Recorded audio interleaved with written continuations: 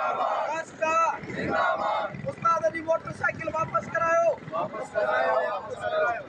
उस्ताद जी motorcycle वापस करायो। उस्ताद जी motorcycle वापस करायो। शहदाद कोट की पुलिस इंतजामिया शहदाद कोट की पुलिस इंतजामिया शहदाद कोट की पुलिस इंतजामिया उस्ताद साहब इंसाफ आयो। उस्ताद साहब इंसाफ कयो।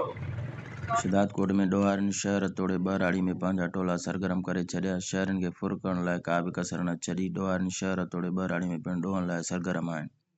शहदाद कोट जे सेक्शन थाणे जी हद दांगी शाख वटि नामालूम थियण बंदनि हाई स्कूल जे उस्ताद रियाज़ हुसैन मक्सी खां स्कूल वेंदे मोटरसाइकिल फुर करे फ़रार थी विया। जॾहिं त अहिड़े वाक़े बाद उस्ताद तनज़ीम गस्टा जे अॻुवाण शकील सतार भट्टी अब्दुल वहीद भट्टी जी अॻुवाणी में उस्ताद क्लासनि जो बाइकाट करे प्रेस क्लब अॻियां एहतिजाजी मुज़ाहिरो करे धरणो आयो। उन मौक़े ते मज़कूरो अॻुवाण ख़िताब कंदे चयो त शहरनि ॾोहारियुनि जी रहम करम ते आहे।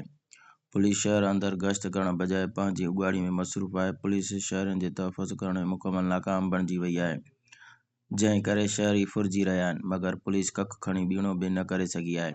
अगरि जेको ॾोहारी गिरफ़्तार थिए थो त उन जे छॾण जो वॾो मुल्ह ॿधी लखें रुपया विझे छॾियो वञे थो। वरी उहो ई साॻी ॾोहारी काटन जा कपिड़ा पाए घुमंदो वते थो ऐं पंहिंजे पुलिस खे ॾिनल पैसनि जी रिकवरी करण लाइ ॿिया ॾोह करे थो। उन्हनि चयो त पुलिस जेका लखें रुपया शहरनि जे तहफ़ुज़ लाइ पघारनि जे निस्बत खणी रही आहे, उहा ॾोहनि ते कंट्रोल करण में मुकमल नाकाम थी वई आहे। हुन चिताए ॾिनो त उस्तादनि जो फुर थियल मोटरसाइकिल वापसि न कई वई त तहरीक हलाई वेंदी। गुलज़ार अहमद चांडियो, कोशिश डिजिटल, शहदाद कोट।